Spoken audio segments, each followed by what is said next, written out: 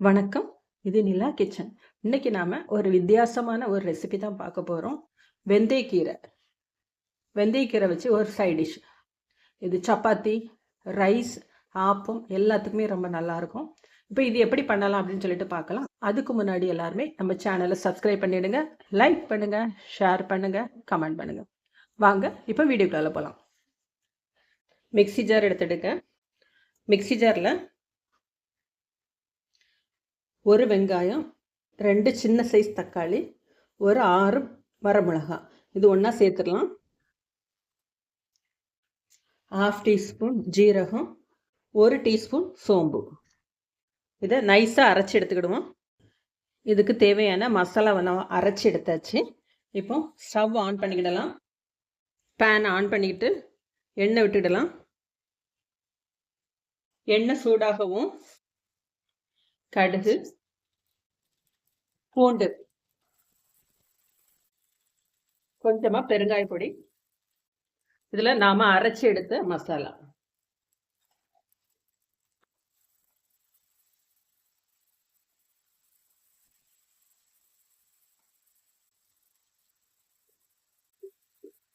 மசாலா வந்து பச்சை வாசனை நல்லாவே போகும். வெங்காயத்துலேருந்து நெடி வராத அளவுக்கு நல்லா எண்ணெய் பிரிஞ்சு வர்றது வரைக்கும் இதை வந்து வதக்கி எடுத்துக்கிடலாம். கொஞ்சமாக மஞ்சள் பொடி, வறுத்து அரைச்ச தனியா பொடி 1/2 டீஸ்பூன். ரொம்ப ஈஸியாக அதே டைமில் டேஸ்டான ரெசிபி. ஆப்பம், சப்பாத்தி, ஈவன் ரைஸுக்கு கூட நல்லாயிருக்கும் பிசைஞ்சு சாப்பிட்றதுக்கு. கீரை சாப்பிடாதவங்க நல்லா விரும்பி சாப்பிடுவாங்க. குழந்தைங்களுக்கு கொடுத்தீங்கன்னா ஆசையாக சாப்பிடுவாங்க. ஏன்னா ரொம்ப ஒரு டேஸ்டாகவும் இருக்கும். எக்கு சேருது. எக்கு சேர்க்காதவங்க வெறுமனே கூட சேர்த்துக்கலாம். வெந்தயக்கீரையில் பண்ணலாம், முருங்கைக்கீரையில் பண்ணலாம். ஆனால் எல்லாத்தை விட டேஸ்ட் வந்து வெந்தயக்கீரை தான் டேஸ்ட் அதிகம்.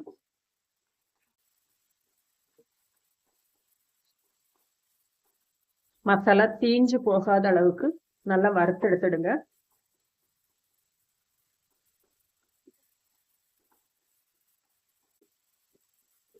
இதை கட் பண்ணி போடலாமான்னு கேட்பீங்க. கிரேவி கிடைக்காது. சப்பாத்தி, இந்த ஆப்பம் இதுகளுக்கு சாப்பிட்றதுக்கு வந்து இதே மாதிரி அரைச்சி போட்டு தான் செய்யணும். பிளெயின் ரைஸுக்கு தொட்டு சாப்பிட்றதா இருந்தால் நீங்கள் கட் பண்ணி போட்டுக்கலாம் வெங்காயத்தை. மசாலா பச்சை வாசனை போய் நல்லா சுருண்டு வந்துச்சு. இப்போ இதோட கிளீன் பண்ணி வச்சிருக்கிற வெந்தயக்கீரை,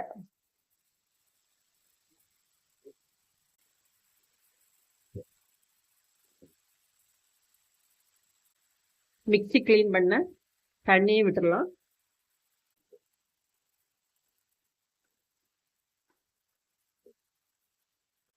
டேஸ்ட்டுக்கு தேவையான அளவுக்கு உப்பு சேர்த்துக்கலாம்.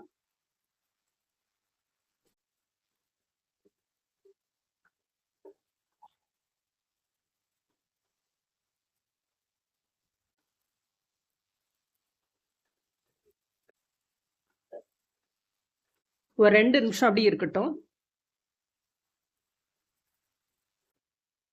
எல்லாமே நல்லா வெந்து வந்துட்டு இப்போ லைட்டாக நீக்கி வச்சிடுங்க. 2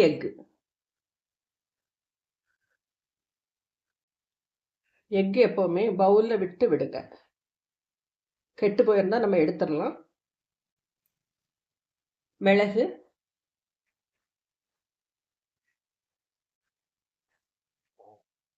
அப்படி மூடி போட்டுடலாம். முட்டை வேகிறது வரைக்கும் ஒரு 2 நிமிஷம் அப்படி இருக்கட்டும்.